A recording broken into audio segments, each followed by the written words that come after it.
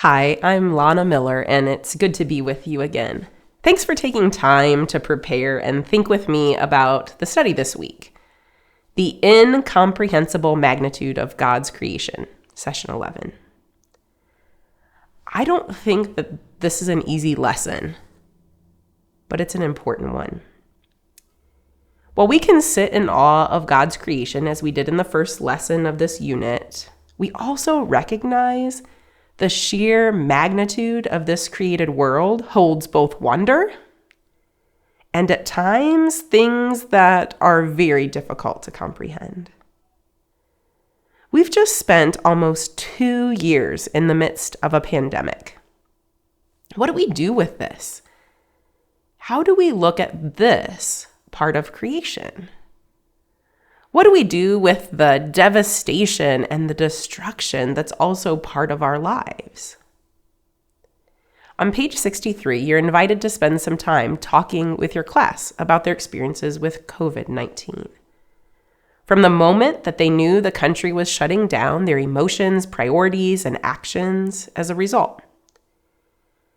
And I would even invite further reflection regarding the impact of isolation and the various fears, anxieties, and losses that have emerged as a result.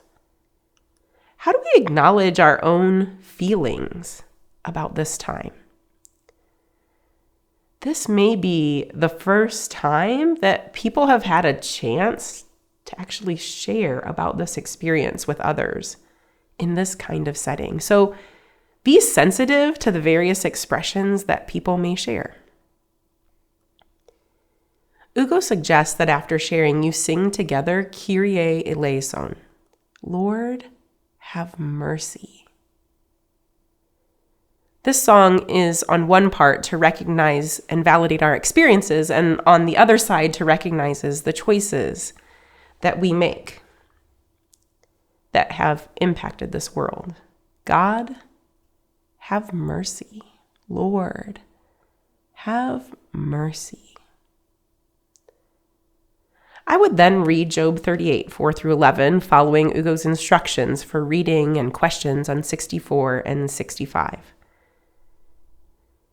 At times like this, in the midst of wars, when we're faced with the ramifications of climate change, when we've experienced a pandemic and we're continuing to live in the realities of it, it's difficult to know what to think. And perhaps this is similar to Job. Joanne says on page 64 that after 35 chapters in which Job asks why God allows good people to suffer, and his 3 friends try to provide answers, God interrupts the friends' speeches and responds to Job.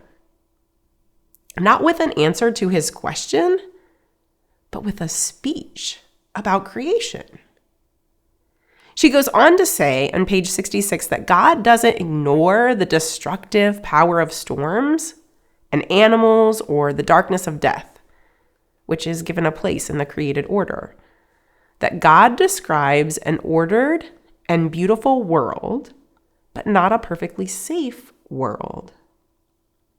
I have to admit, this is a concept that's really difficult for me to grasp.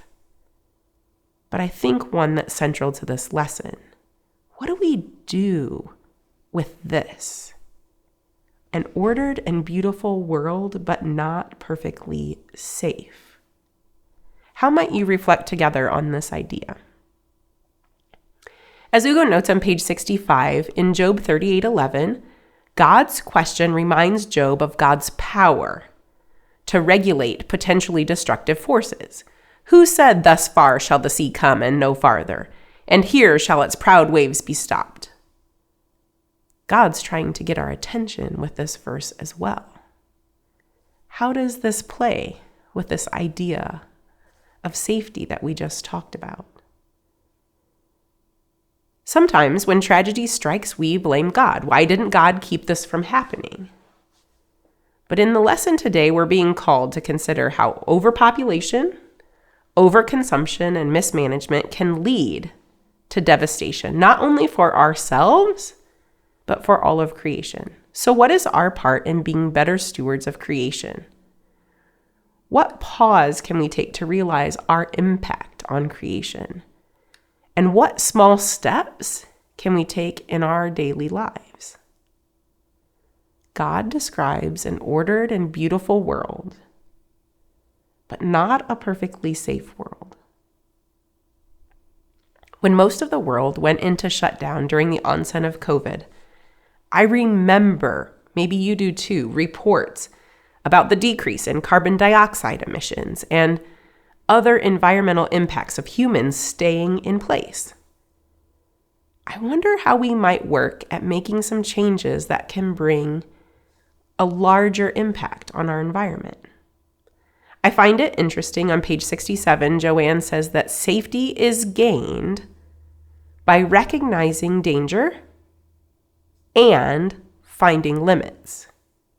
So what limits might we need to set? Both Ugo and Joanne encourage you to do some research on the International Union for Conservation of Nature Red List of Threatened Species website. Joanne invites you to consider the species being named in Job 38 and 39, and notice most of them are extinct or endangered now.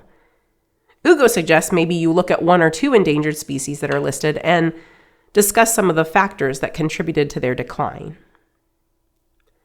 After you've done some of this looking, here are some questions on page 66 and 67 that Joanne asks that I think are worth exploring. When you apply Job 38:11 to human activity, what comes to mind? And in light of Job 38, how should we respond to the fact that our modern science has made a force of destruction? Ugo suggests you end by creating a list of ideas, ways to care for creation, and to be in right relationship with our Creator. He suggests a pollinator garden or adopting a stretch of highway. I wonder what small steps you can take or you might imagine as a class. Share ideas together, and then close with a prayer on page 67. Creator, we give you thanks for all you are and all you bring to us, for our visit within your creation. In Jesus, you place the gospel in the center of this sacred circle through which all creation is related. You show us the way to live in a generous and compassionate way, a compassionate life. Give us your strength to live together with respect and commitment as we grow in your spirit. For you are God, now and forever. Amen. Blessings as you prepare for this week.